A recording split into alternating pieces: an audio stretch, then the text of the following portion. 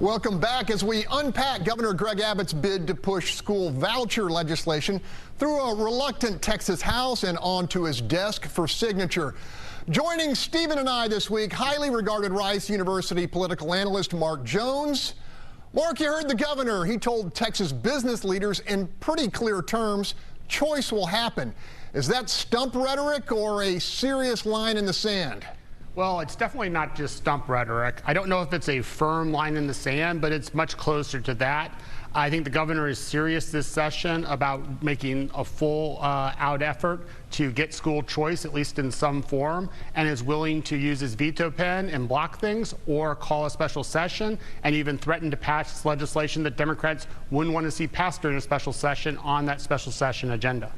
Stephen, last week when the Texas House passed a bipartisan budget amendment essentially banning public dollars for vouchers, some were saying school choice was done. But apparently Governor Abbott is rejecting that message.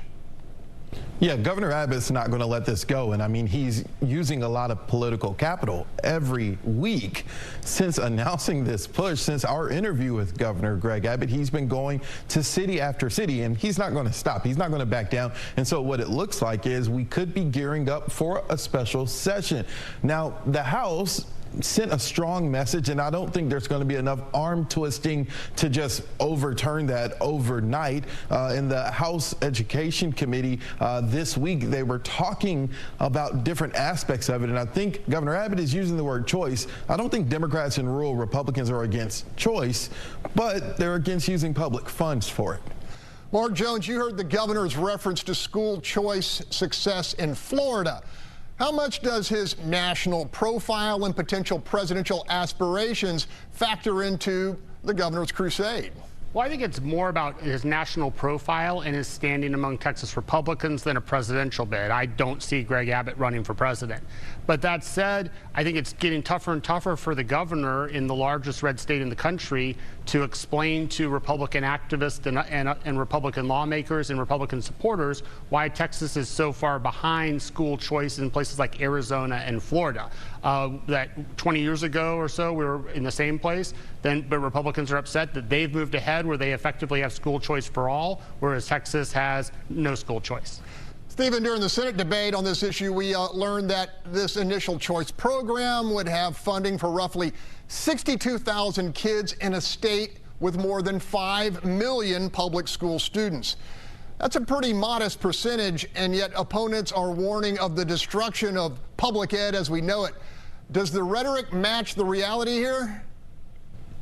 I don't think it matches the numbers, but the rhetoric is what people are going to hear the most and see the most, and that could be the reason why the vote goes the way that it goes. Now, while it will only impact a small number of students, some public school advocates will say any public dollars that leave public schools at a time where inflation is high and doesn't appear to be going down at a sharp enough rate is going to impact public schools. Governor Abbott says that public schools will not lose money. Well, it depends on what figures you're looking at. What he's talking about is public schools are funded by attendance, especially for the large districts like Dallas ISD.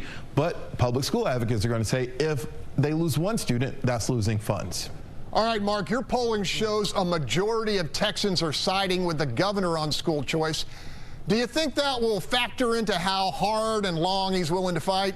Well, I think that's definitely the case. Not only does the governor see the majority support for vouchers or educational savings plans when they're limited and focused as in the current legislation, but he also has the polls that we have that show that rural Texas Republicans, the people who vote in the Republican Party primaries, they support school choice mostly for ideological and philosophical reasons, and he's trying to use their support for it to balance against the support of local school intendants and superintendents and local teachers who are lobbying those rural state representatives on the Republican side to oppose school choice. So he's trying to mobilize those Republican partisans that he knows from the polls support school choice.